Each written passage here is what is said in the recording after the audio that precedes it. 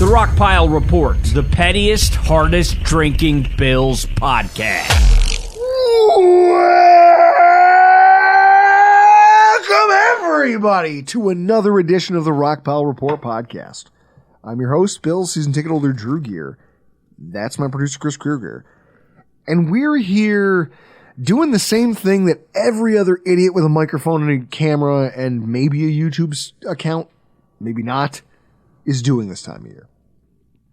We're talking about free agency. And I think the problem that I have with a lot of this discourse just stems from the fact that I'm tired. I'm fucking tired. I think that what happens here...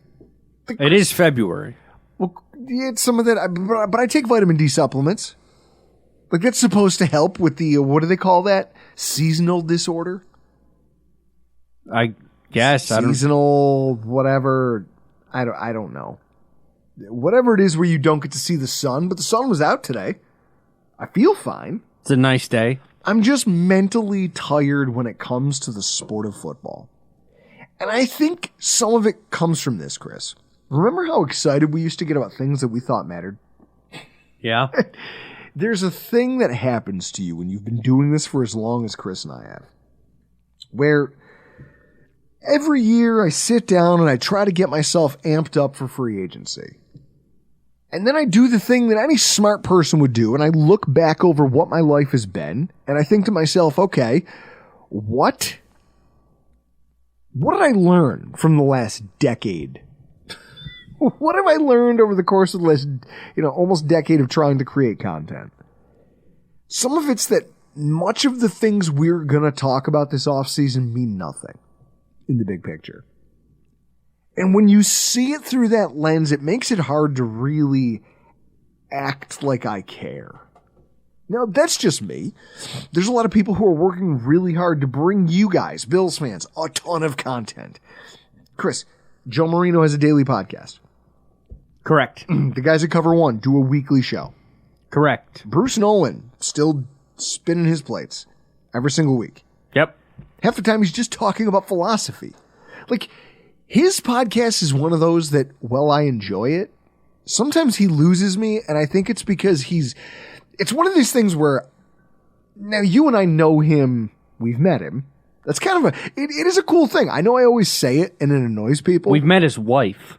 We met his wife. We've met them in person. They've been in Chris's house, having conversations with us.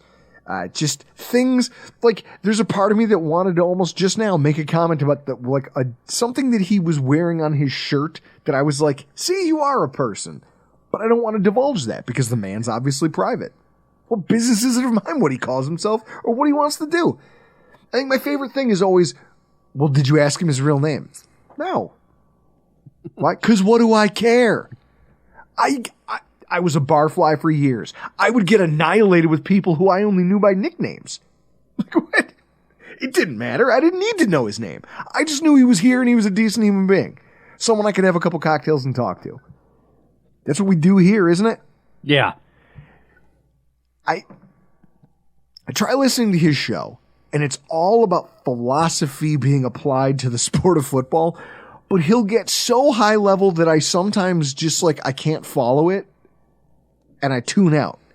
Now I know that, literally you put pen to paper, he's probably smarter than me. If we had to take an IQ test and put it up next to each other, I think all you would have to do. I think people would just be surprised. You and him next to each other, and you just look at them, and you go, "This guy over here clearly has a higher IQ than the guy that does not have straight teeth." I think the funny thing is that if we were to do an IQ test next to each other, people would be more surprised that my number was as close to his as it was versus where they expected us both to be. With that being said, there's just a lot that goes into this. And over the years, I've learned that you rush to be the first, or you rush to make your points and fill up the air. And I don't have that desire anymore. I don't. I love what we do in the off season. I love the way we do it. And I also love the conversations because right now, if I go to work and one of my coworkers goes, "Hey, what do you think about so-and-so in free agency?" I'm going to hit them with the same thing I'm going to give you guys tonight. the free agent pool is not settled. And in that way, I hesitate. I give it at least a week. I like to get outside of a couple things before I really try to make a determination as far as what I feel and what I think and who I think and where. Just how this all goes. You know, it really is interesting. And there's a couple, right? Like, every team is out there trying to get into cap compliance. Every team is trying to figure out what they have to work with ahead of free agency. This is the same time of year. Like, think about the way that we talk about Darnell Mooney right now in the Bills fan base. Darnell Mooney's name is everywhere on social media. There's been full-scale breakdowns of his film and his potential and all these things. I don't marry myself to a player. It's more of an idea.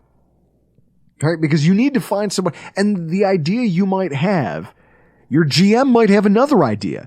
Almost akin to where your parents come in and say, you're like, hey, Mom, can we get McDonald's? And she goes, nah, we got McDonald's at home. And you get home and it's a burger patty on 2 pieces of white bread and oven toasted crinkle cut fries.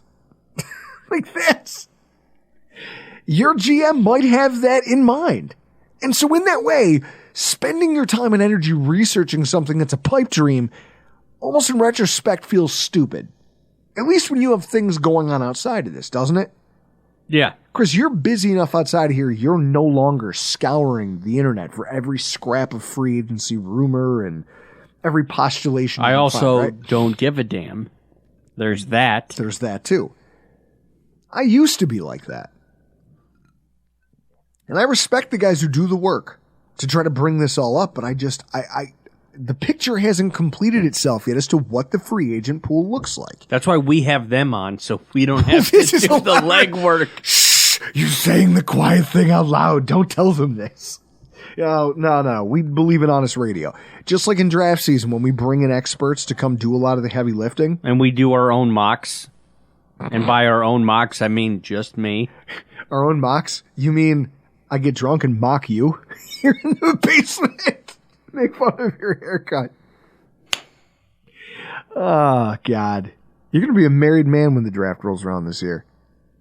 Yeah. You have no idea how much I'm looking forward to that. Also, won't be a part of any draft party. I'll be somewhere else. Somewhere? Where?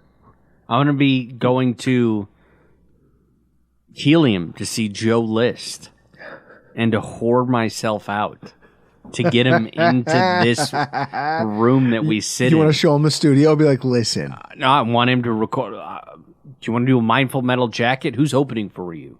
We'll do a Mindful Metal jacket. I've got Shure SM7Bs. I got 4 cameras. I got studio lights. I got everything. It's just... You're like, please, just come do a podcast. It's me trying to suck his dick in podcast form. You know you're going to have to bleep that out. That's hilarious. No, we'll be good. Here goes Chris. It's like, oh, Chris, we should monetize YouTube. Nah, you can't score on yelling things like that. Yeah. You could have said anything else. You could have used 1,000 other terms of phrase. I love... Get herpes from Joe List. Yes. See, now that's funny. That's comedy. Comedy. So, what I look at here, what are we doing? Well, first of all, the pool for free agency keeps getting deeper. And it's going to continue over the next week and a half, maybe even 2 weeks, as teams kind of come up with their conscience. Chris, I want to do me a favor. Just Google NFL transactions and put it up here on this monitor for me. See, this is the time of year where teams are looking, going, who's a player who's a veteran, a vested veteran, who we know they won't, there'll be no waiver implications. We give them our best and final early. And if they say no, we cut them so that they can go find work somewhere else. And we can get some much needed cap relief. You're seeing this. Now right here, hang on, whoa, right there. Terminations. And here we go. So, over the course of the last 2 weeks, it started with Mitch Trubisky, Hey, how are we going to break this to Paul Wineski? A.J. McCarron's been cut? Yes, A.J. McCarron got cut by the Bengals. I didn't even know he was on an NFL roster. So, A.J. McCarron was cut. Then last week, Cody Whitehair and Eddie Jackson. Now, we actually joked about it on the podcast, how the two of them got cut, and somehow they were about to account for almost $30 million worth of cap space combined. That's just poor contract structure. Whoever did that's an idiot. But they get cut, and now you have these players back out there in the fold.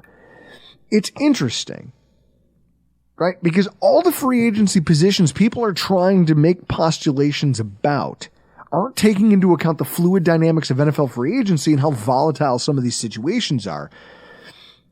Like, there's cornerback needy teams out there who are already discussing the probability. Like, hey, is there any chance we could get a Jalen Johnson? We know that he was, we know what happened with him in Chicago. We know that L'Jarius Sneed. We know that Kansas City loves him. Will they let him see the market given what they've got going on with Chris Jones? Will we have a chance to offer him? And if so, if we get that, what do we do knowing that they're going to have an appetite to keep him? And all of these conversations, despite the fact that neither is likely to leave their current team, beyond that, there's a bunch of scheme-specific players of varying age out there. And yet now there's talk that Xavier Howard of the Dolphins might get released this offseason for cap considerations. There's also Tracy Walker getting released from the Lions. Vested veteran, all of them are going to clear waivers and just be an unconditional free agent the moment that they're cut. Even if your GM isn't strongly considering Howard or Walker as an option, the NFL is a game of musical chairs, Chris. And now every team that was going to be in the cornerback market is going to say to themselves, okay, two names just got thrown into the pool. So if you were a guy who, based on the advice of your pro personnel scouts, were already looking at some lower rung players, saying, hey, this guy might be a hidden gem. This guy might be the next John Brown. You all remember, we talked about this in our last podcast. John Brown, before the Buffalo Bills signed him, was a once-upon-a-time 1,000-yard wide receiver. Second year in the NFL, he hits 1,000 yards. And then injuries and some other things pop up, and he struggles to ever get back to that kind of form again. So the Bills were able to get him. He has a good year with the Ravens, which kind of shows you, like, hey, I dug my way out. I'm on the upswing again.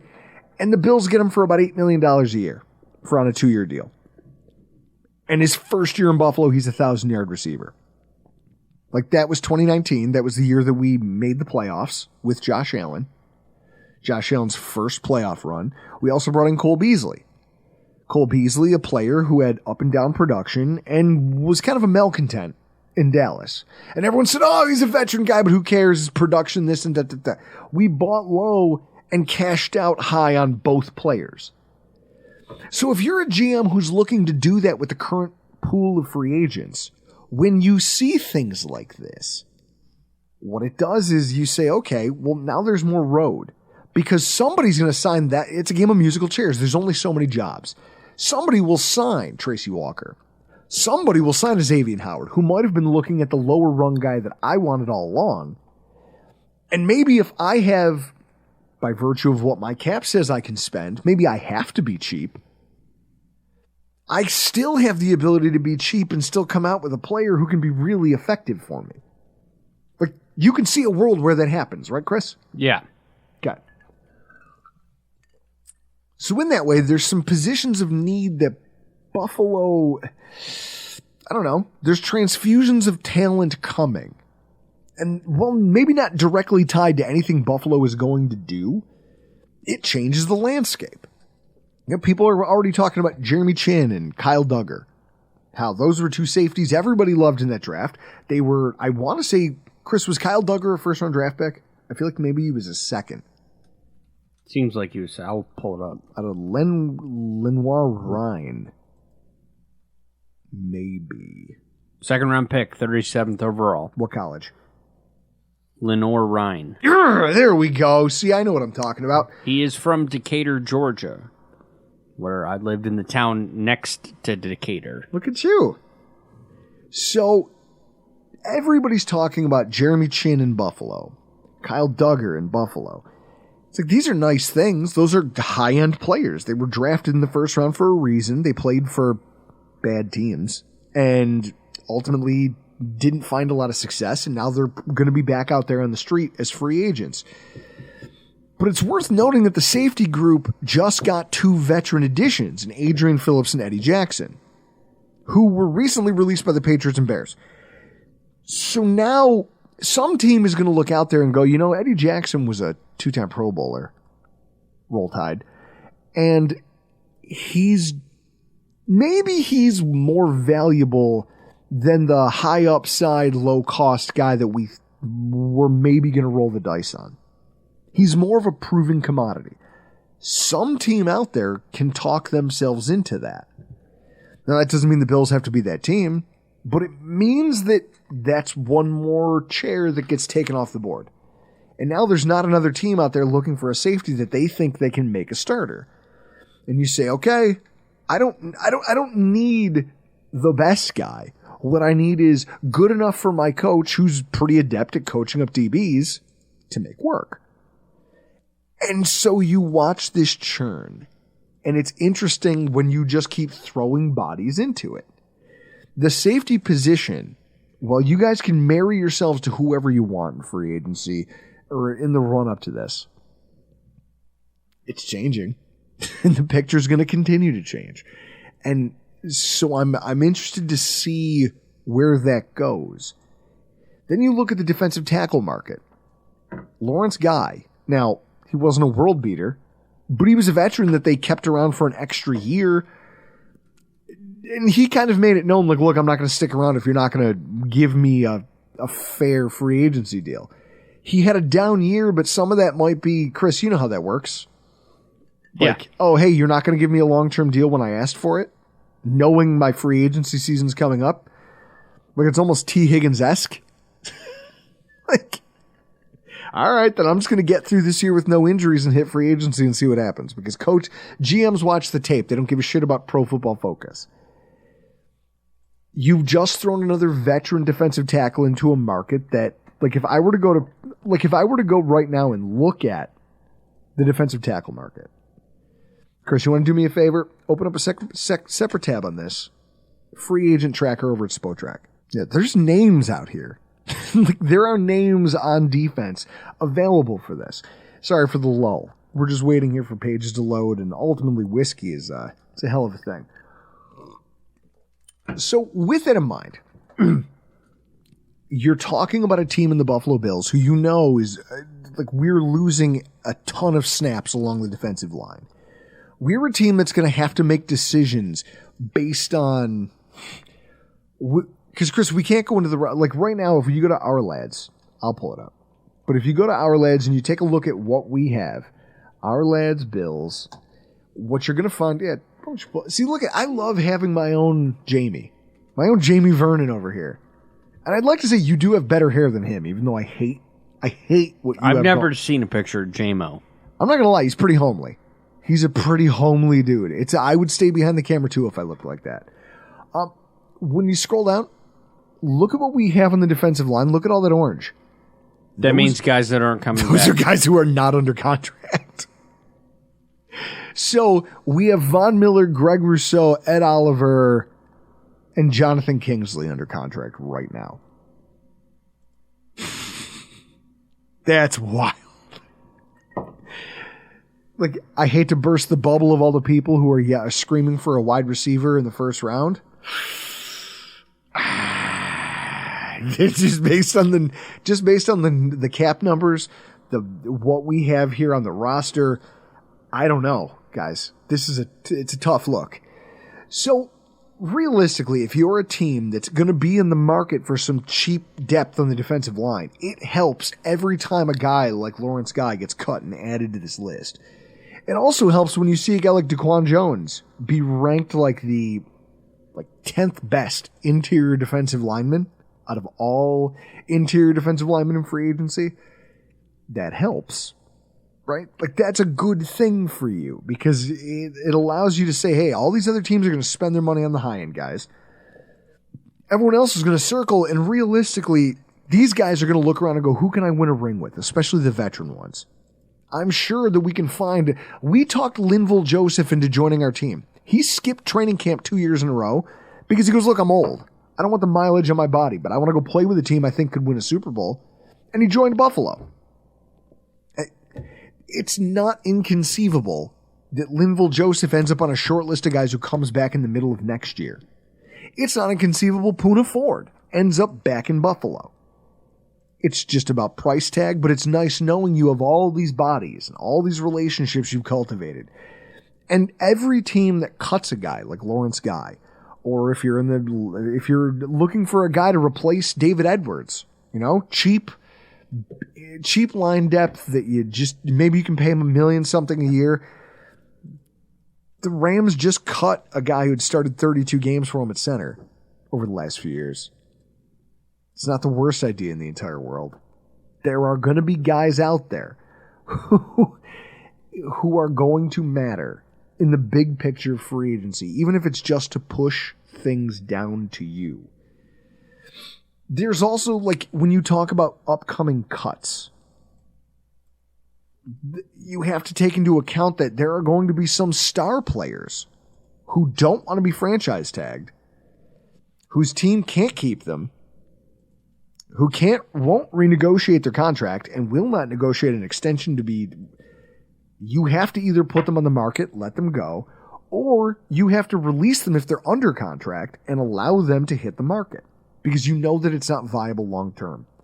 There's two people today, The Athletic put out an article about a player for each team who could be a cap cut. It's worth mentioning that both starting running backs out of the AFC North, Joe Mixon and Nick Chubb, are on this list. Chris, what have we learned about running backs over the years? You can get them anywhere. Not just anywhere, but also paying them is kind of pointless, isn't it? Correct.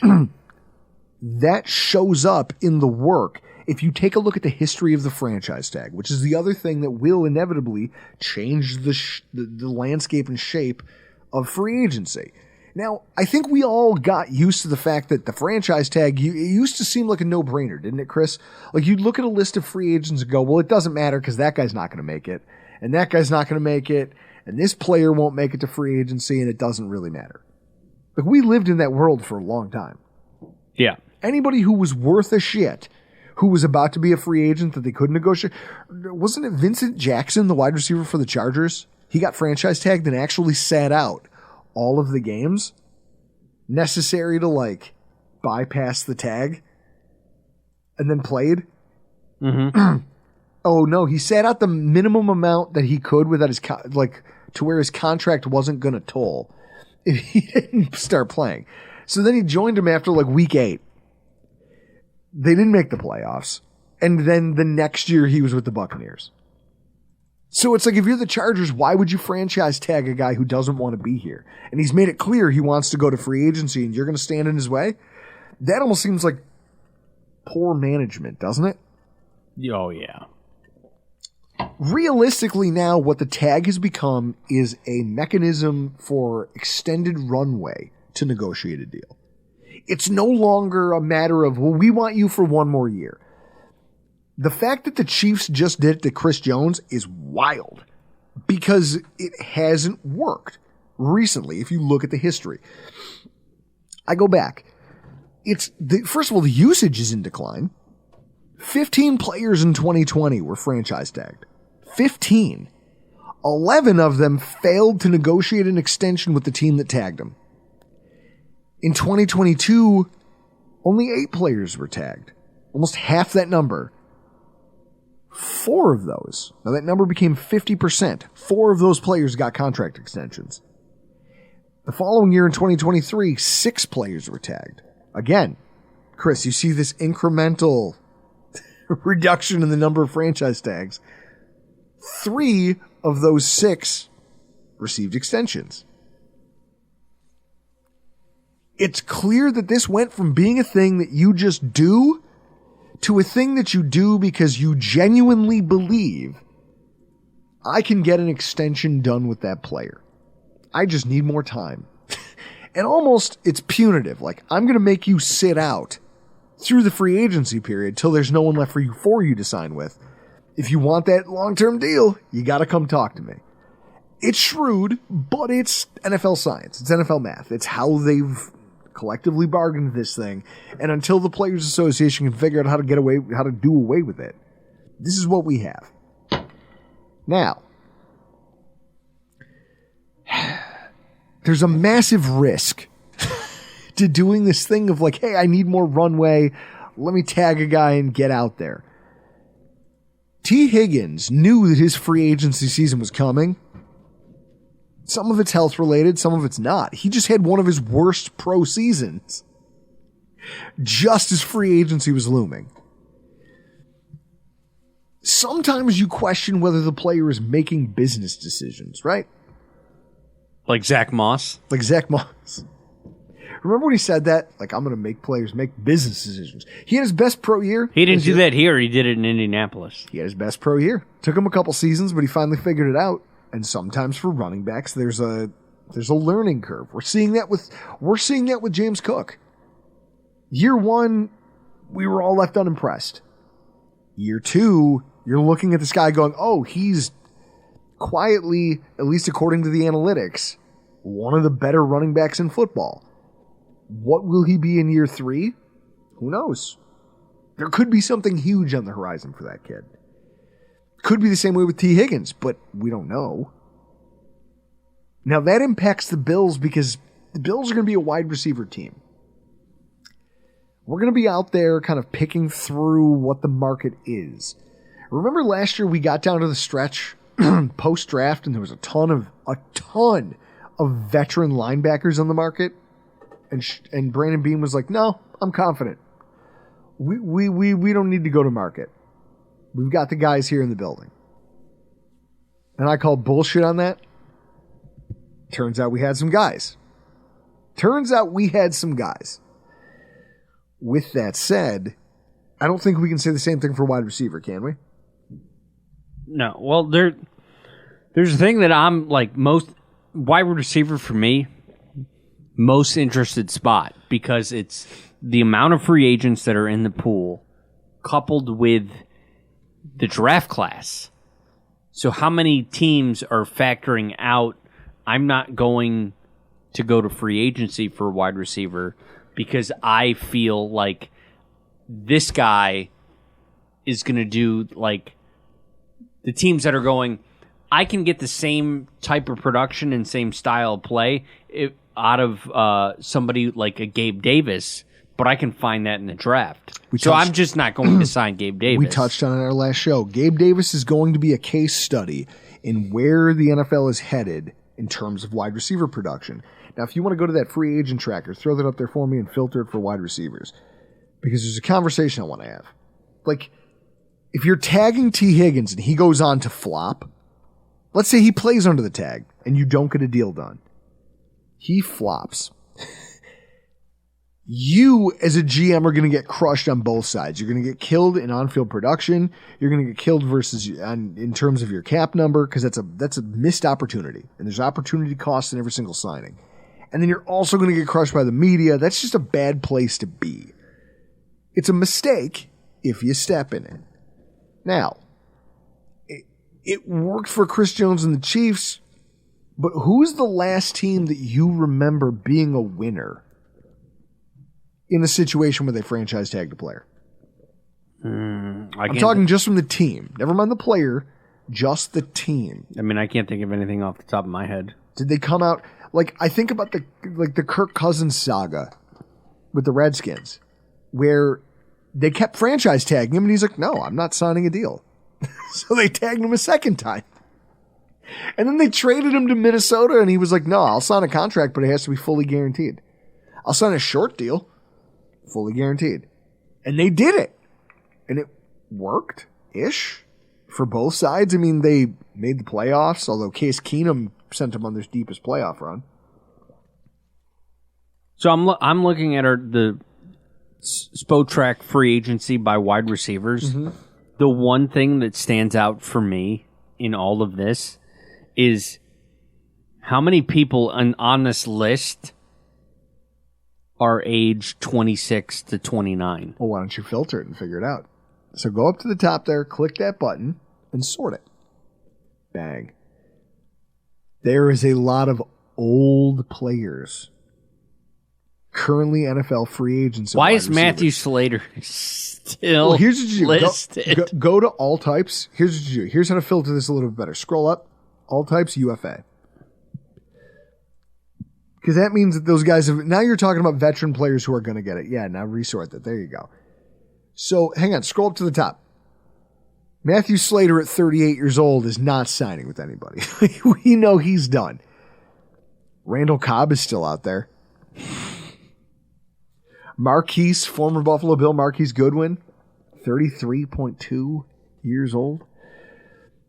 Chris, right now, 1, 2, 3, 4, 5, just quick math, I'm probably looking at 14 names all over the age of 30 who are free agents. Yeah, but look at all the 28-year-olds, the 29-year-olds. Ridley, Josh Reynolds, Kendrick Bourne, Barrios, Trent Sherfield, Curtis Samuel, Van Jefferson. It's almost like the NFL realized we're better off going young because wide receivers have become more portable into the NFL than they were before. It's almost like wide receivers are becoming the new running back when it comes to pay. Well, I'm happy you said that because I then thought it would be interesting to look at the types of players who got tagged over the course of the years.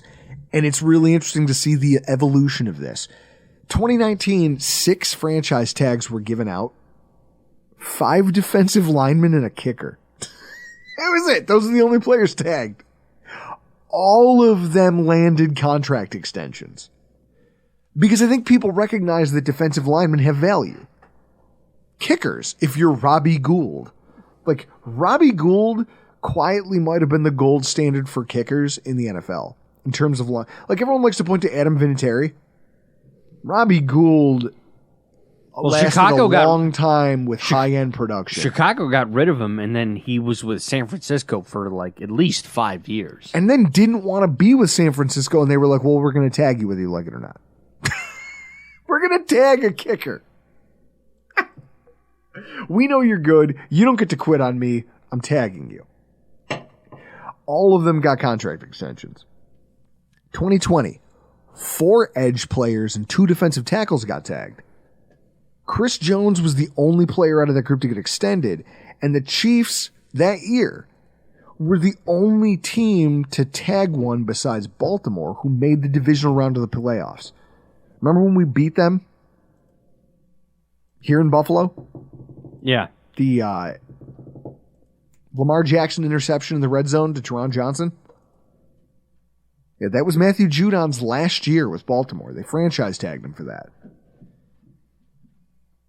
Like, they were the only ones. Everybody else who franchise tagged a defensive lineman didn't make the playoffs. It's funny because that stopped happening after that. You stopped seeing defensive linemen get the franchise tag after that. At least by and large. Not in huge numbers like that. I mean, that was 2 years in a row. What is that? 10,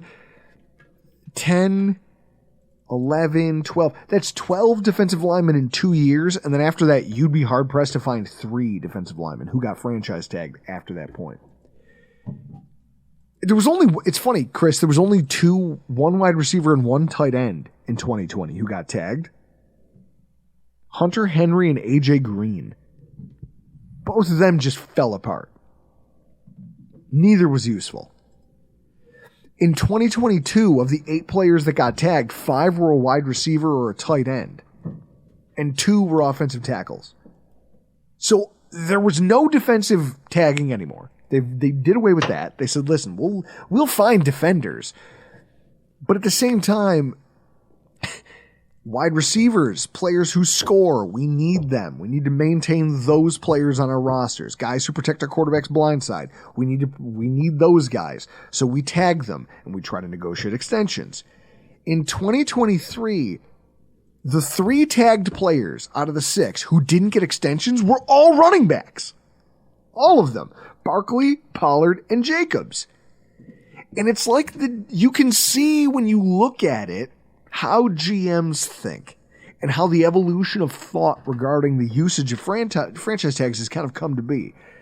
They go, listen, we all have done the thing where we tagged a Bud Dupree or some player, some pass rusher that we thought mattered, and it didn't work. It didn't make us a good team. It just spent a ton of our money, more so than we needed to. We could have had it, even if that player was good, he wasn't enough to actually change the game. So he's not worth tagging then. I might as well save that cap money and spend it somewhere else. Generally on offense. They figured out that tagging wide receivers was a good idea.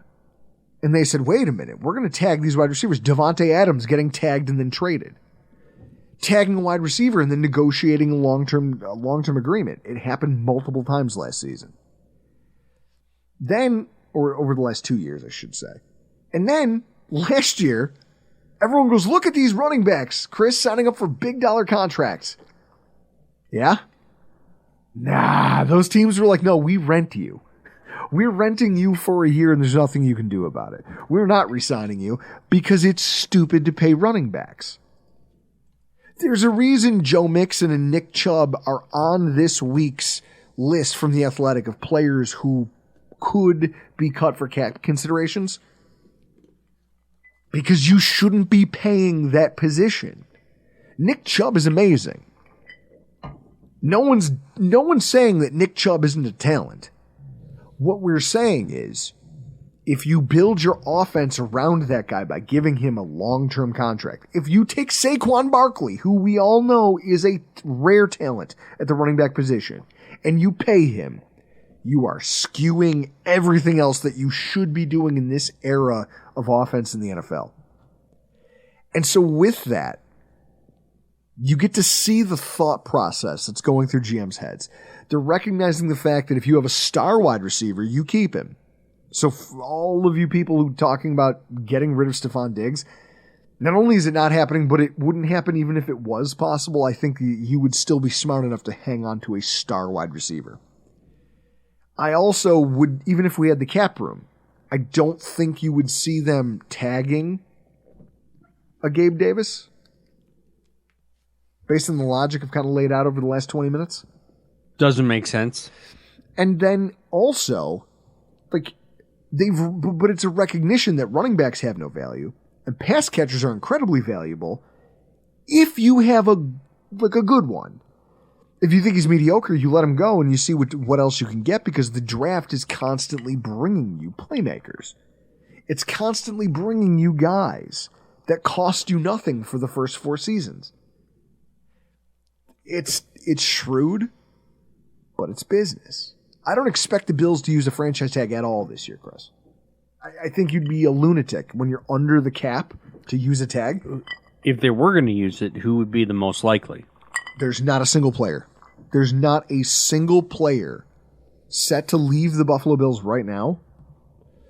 Like I said, our lads, looking at the chart, just looking at all of our free agents, I don't even care about the cap implications. Just at a high level, there is not a single player leaving the roster that I would say, you know what, I would spend whatever the cap number is to bring that guy back.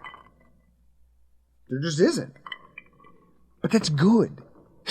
That's good because it means that we've reached a point with our roster where you know who the talent is. They've already paid the talent.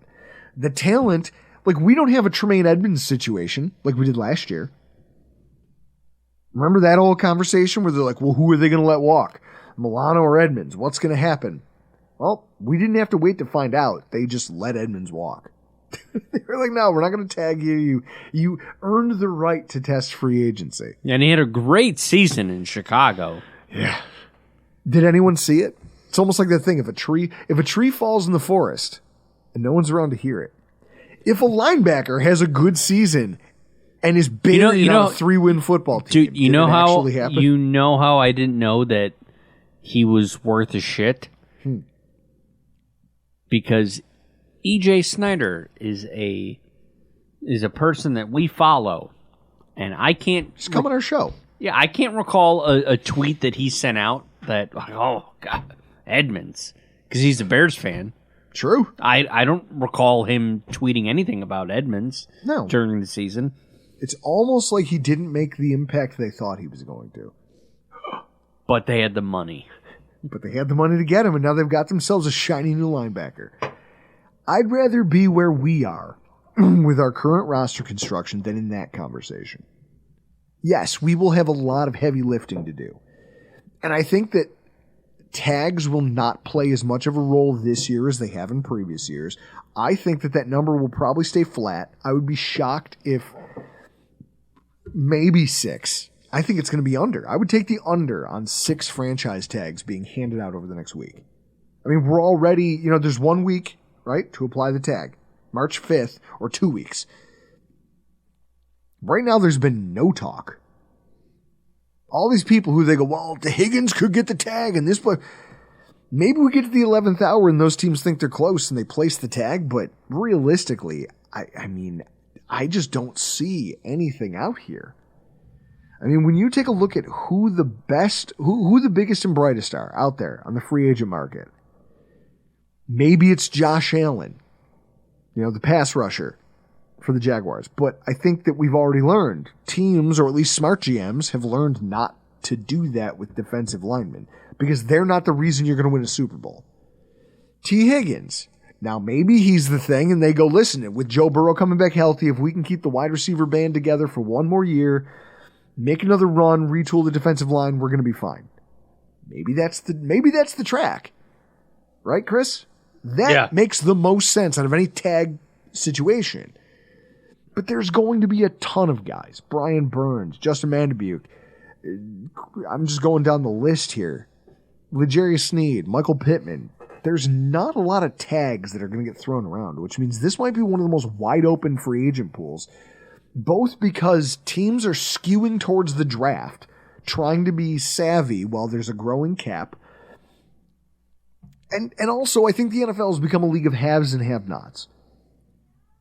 There's a bunch of teams that have quarterbacks who can compete in any single game, regardless of who's hurt, who's in, who's out. Josh Allen could go out there with a 2018 roster. Like, he could go out there with Robert Foster and, Chuck Clark? What the fuck is his name? Chuck who? Chuck Clark's his safety.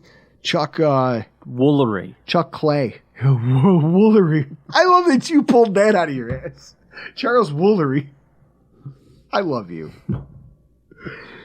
He could go out there with Charles Clay, Zay Jones, Robert Foster, and put on a show right now with how good he is. If you don't live in that world, the Chiefs have done it for the last 2 seasons, where they don't need a star receiver. They need a couple good players and one guy who they can kind of go to in moments of need. The Bills already have that. They could choose to go cheap, and it wouldn't kill them. They could still be competitive because of who they have at quarterback. Any team that doesn't have one of those 5 guys has no choice but to spend on all of these other guys. And yet it's a game of musical chairs. There will be a guy like Noah Brown. There will be a guy like Keelan Doss. There's going to be a Van Jefferson. There's going to be a Juwan Winfrey. There's going to be guys like Daniil Hunter who are old enough that teams probably don't want to give him the moon. There's a weird mix of things happening where every GM who goes, listen, I'm going to spend a little bit and I'm going to invest in the draft because I have to have a ton of talent to make up for the fact that I don't have a quarterback. The draft is in vogue. Franchise tags are out. I just feel like this makes things better for Buffalo, doesn't it? If you're planning on being a bargain shopper in free agency this year based on the way your cap lines up, you maybe don't have to be aggressive and can still come away with players who can play a role for you. And realistically, that's probably what you need, right? Yeah. I'm really interested to see how this shakes out over the next week. And by the time we get back here next Thursday, I'll be willing to have some free agency conversation and some talk with Paul Wineski about our salary cap space And I've got a little bit of a devil's advocate to spin for people. Because this entire idea that I've been pounding the table for and that I've kind of been laying the groundwork here for tonight is that you don't have to be a major player in free agency in order to be good when you have a quarterback like we have.